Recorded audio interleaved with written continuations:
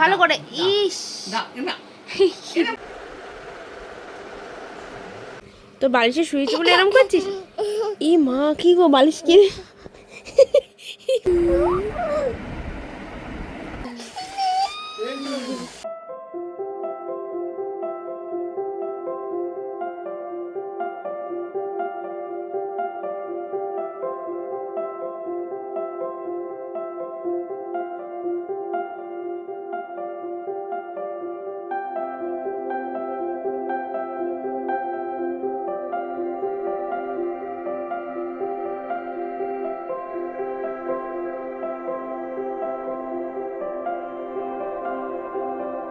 Hello everyone, good morning. I am Priyanka and welcome back to my channel. আশা করি সবাই ভালো আছো। তো এখন বাজে সকাল 7:30, আর বাবানকে দেখো সবে মাত্র ঘুম থেকে উঠেছে, আর উঠেই নিজের কাজে লেগে পড়েছে। এইটা ওর সব থেকে প্রিয় জায়গা।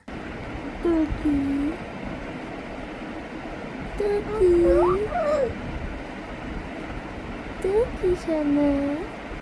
মর্নিং।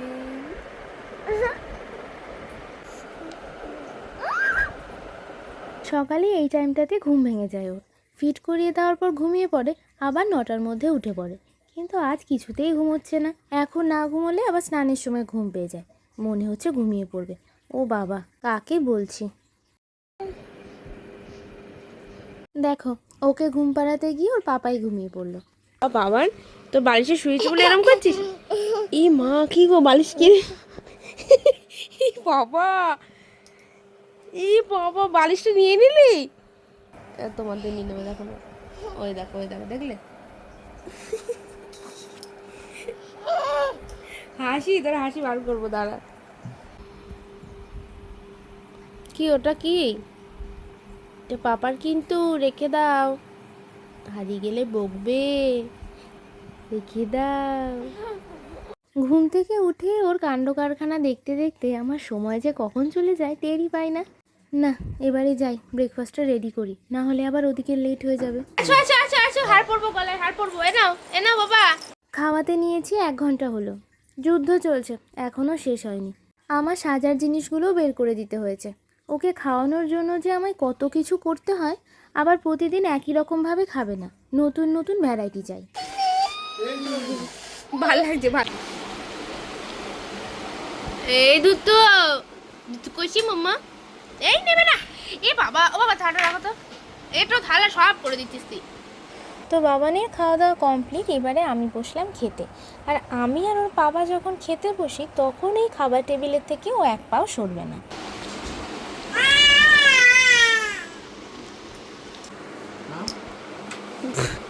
এই নুতি খাবো, আমি নুতি খাবো। এ বাবা, ফেলে দিল। এই রুটিটা নাও। হ্যাঁ নাও, দাও ভালো করে। ইস,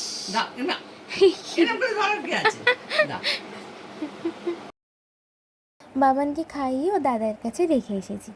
এই যে বাইরের রং তো প্রায় কমপ্লিট।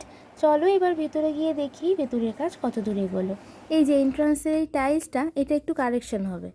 এই যে সিঁড়ির ওপর টাইলসটা বলেছি সাদাই রাখতে, একটু উডেন দেওয়াতে কেমন একটা বেমানান লাগছে। যাই হোক, এটা বলেছে চেঞ্জ করে দেবে। আগের ভিডিওতে তো দেখিয়েছিলাম এটা বসার ঘর। তো কালার তো শুরু হয়ে গেছে, আর ফল সিলিংয়ের লাইটের পয়েন্টগুলো কমপ্লিট, জানালা স্লাইডিংও হয়ে গেছে। কাজ অনেকটাই এগিয়েছে, তবে আরও কয়েকটা দিন সময় লাগবে। আর এই যে কিচেনের টাইলসটাও বসানো হয়ে গেছে। এই যে হোয়াইটের উপর বসিয়েছি। যেহেতু আমাদের এই জায়গাটা সম্পূর্ণ পার্পল আর হোয়াইট দিয়ে কম্বিনেশন করা, তাই এর সাথে হোয়াইটটাই বেশি যাচ্ছিলো। আর এই যে ফল সিলিংয়ের লাইটের এখানেও পয়েন্ট হয়ে গেছে। এখানে প্লাইউড রাখা রয়েছে, এগুলো উপরের ঘরে লাগবে, সেখানে কাজ হচ্ছে। নিচের ফ্লোরটা অনেকটাই পরিষ্কার লাগছে, আজ মনে হয় পরিষ্কার করেছে। যা ঘরের অবস্থা, এই পরিষ্কার করতে করতেই 2 দিন লেগে যাবে। আর এই যে বাবানের ঘর, এখানেও রং হয়েছে, ফাইনাল কোট এখনও বাকি আছে। ভেবেছি বাবানের ঘরটা না ওই কিডস রুম যেরকম হয় ওই টাইপের কিছু প্রিন্ট করব। তবে এখনও সিলেক্ট করিনি, কারণ বেস কালারটা আগে কমপ্লিট হবে তারপর। আর এই যে বাথরুমের দরজাও লাগানো হয়ে গেছে। বাহ, ভেতরটাও বেশ পরিষ্কার, এখন ভালো লাগছে। আর এ ঘরের ওয়ার্ড্রোব খাট তো অনেক দিন আগেই কমপ্লিট হয়ে গেছে, সেটা আমি আগের ভিডিওতে দেখিয়েছি। যারা এখনও দেখোনি যাও একবার গিয়ে দেখে এসো। এই যে কমন প্যাসেজ, কিচেন, ডাইনিং তিনটে এক কালার রেখেছি। কালারগুলো কীরকম কী হয়েছে কমেন্টও তোমরা অবশ্যই জানিও, কারণ ওরা বলেছে কমপ্লিট হয়ে গেলেও যদি কিছু পছন্দ না হয় কালার ওরা চেঞ্জ করে দেবে। আর এই যে আমাদের ঘর, বাড়ির প্রতিটা কালারই একটু ব্রাইট রাখারই চেষ্টা করেছি, কারণ ডার্ক কালার দেখতে তো ভালো লাগে কিন্তু ঘরটা একটু অন্ধকার লাগে, যেটা আমাদের ও বাড়িতে হয়েছে।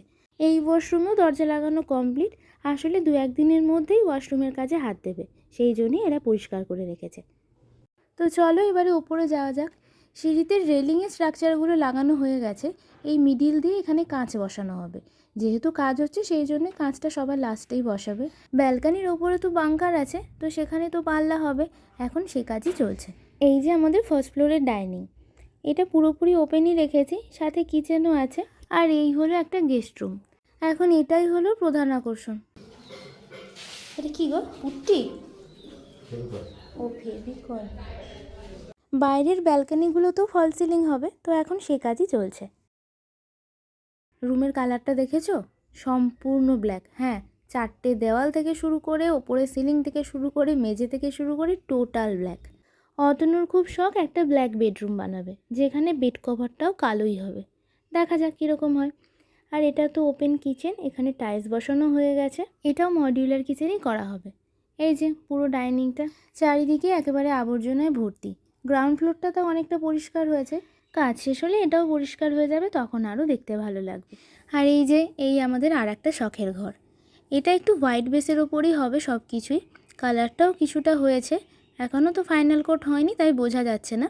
ফল সিলিংয়েরও রং কমপ্লিট, আর এখানে বাঙ্কারটাকে ওপেন রেখেছি, পাল্লা হবে এখানে, সেই কাজই চলছে। বেডরুমের পাশেই রয়েছে ওয়াশরুম, আর সামনের এই ফাঁকা জায়গা এটা হচ্ছে ড্রেসিং এরিয়া। প্রথমে ভেবেছিলাম এখানে ওয়াশিং মেশিন রাখবো, আর সেই মতোই সমস্ত সিস্টেমও করা রয়েছে, তবে ড্রেসিং এরিয়ারও প্রয়োজন আছে, তাই ভাবলাম এটা ড্রেসিং এরিয়া করলেই বেশি ভালো হবে। এই যে ওয়াশরুম, বাহ এটাও পরিষ্কার আছে। ওপরে একটাই কমন ওয়াশরুম রেখেছি, বেডরুমের সাথে অ্যাটাচড রাখিনি এই কারণে, তাহলে ডাইনিংটা একটু ছোট হয়ে যেত, কারণ ওপরে তো 2টো বেডরুম, আর 2টো বেডরুমের সাথে 2টো ওয়াশরুম লাগতো, সেই জন্য একটাই কমন রেখেছি। চলো এবারে সেকেন্ড ফ্লোরে যাওয়া যাক। এই হলো আর একটা ব্যালকানি, সিঁড়ির 2টো ধাপেই ব্যালকানি রাখা হয়েছে, আর ব্যালকানিতেও রেলিংয়ের কাজ হয়ে গেছে, সেখানেও কাজ বসবে, সেটাও শেষে বসানো হবে। সবে মিলে এখনও অনেক কাজ বাকি, দেখে মনে হচ্ছে হয়েই এলো, কিন্তু না, এখনও প্রচুর জিনিস বাকি আছে দেখতে গেলে। এখনও দরজা লাগানো হয়নি, ওপরের 2টো বেডরুমের খাট বাকি, রান্নাঘরের কাজ বাকি, আরও অনেক কিছু। তো এই হচ্ছে আমাদের আর একটা ঘর, এটা আমি ঠাকুর ঘর হিসেবেই রেখেছি, এর সাথেও ব্যালকানি রয়েছে। আর ঠাকুর ঘর বলতে আমি নিত্য পুজোর জন্য নিচে বসার ঘরে একটা ব্যবস্থা করব, আর এই রুমটা থাকবে বড় কোনো পুজো, অর্থাৎ কীর্তন বলো, লক্ষ্মী পুজো বা কিছু, সেই ক্ষেত্রে এই রুমটা ব্যবহার করা হবে। আর ঠাকুরের সমস্ত জিনিসপত্র, বাসন কোসন সব আমি এই রুমেই রাখবো। আর এটা হচ্ছে সিলেকোঠা, যেহেতু এটা ছাদটা অনেকটাই নিচু, এই জন্য এখানে এইরকম সিলিংয়ের ডিজাইনটা রেখেছে। যদিও এটা দেখে মনে হচ্ছে ঠাকুর ঘর, কিন্তু না, এখানে বাবানের সমস্ত খেলনা জিনিসপত্র আর যে ট্রফিগুলো রয়েছে খেলার, সেগুলো এখানে সাজিয়ে রাখবো। আর এই হচ্ছে আমাদের ছাদটা, এটা খোলাই রাখবো, আর এখান দিয়ে একটা সিঁড়ি হবে এই ওপরে চিলেকোঠার ছাদে ওঠার জন্যে, সেটা এখনও হয়নি। জানো তো আমার না অনেক শখ ছিল এই ছাদে একটা ছোট করে সুইমিং পুল বানাবো, বাবানের জন্যই বিশেষ করে। তো সেই মতো লোকও ডাকা হয়েছিল, কিন্তু তারা বললেন এটা বাড়ি বানানোর আগে বলা উচিত ছিল, সেভাবে হয়তো আলাদা কোনো প্রিপারেশান নিতে হয়, কারণ জলেরও তো একটা ওয়েট আছে। যাই হোক, সেটা তো আর হলো না। চলো এবারে বাড়ির দিকে যাই, পুরো বাড়িটা কমপ্লিট হলে অবশ্যই তোমাদের সাথে শেয়ার করব। বাড়ি যাচ্ছিলাম, হঠাৎ চোখে পড়লো বহুদিন পর। জানো তো যখন স্কুলে পড়তাম তখন এই জিনিসটা যে কী ছিল আমাদের কাছে, বরফ জল আর এই গোলা, ভীষণ ভালো লাগতো। টিফিনের সময় তো অপেক্ষা করে থাকতাম কখন টিফিনটা হবে, আর লাইন দিয়ে বরফ জল কিনবো। গরমকালে এটা যেন একটা অন্যরকম শান্তি।